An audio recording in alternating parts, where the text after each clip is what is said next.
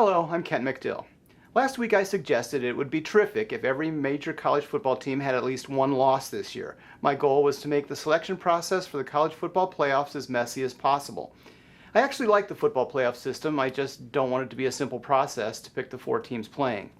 The CFP committee came out with its first list of teams it is looking at for the playoff this week and selected Clemson, Louisiana State, Ohio State, and Alabama as its early 4 picks.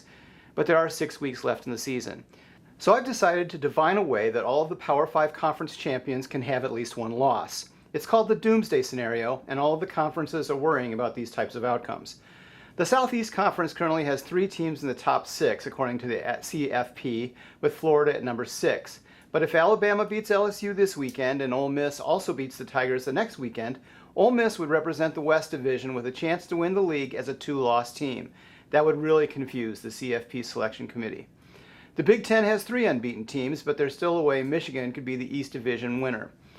Michigan would then play for the league title, and if the Wolverines beat the unbeaten Iowa Hawkeyes, the league champion would be a 2-loss team. See above.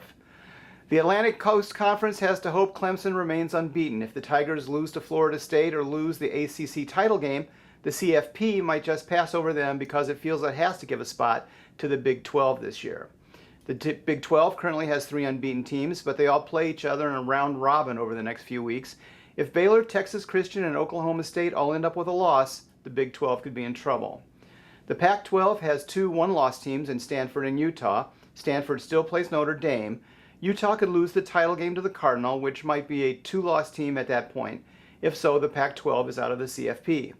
That leaves Notre Dame and unbeaten Memphis to consider. I'll tell you their story next week, if they're still in the running at that time. I'm Kent McDill. Thanks for watching.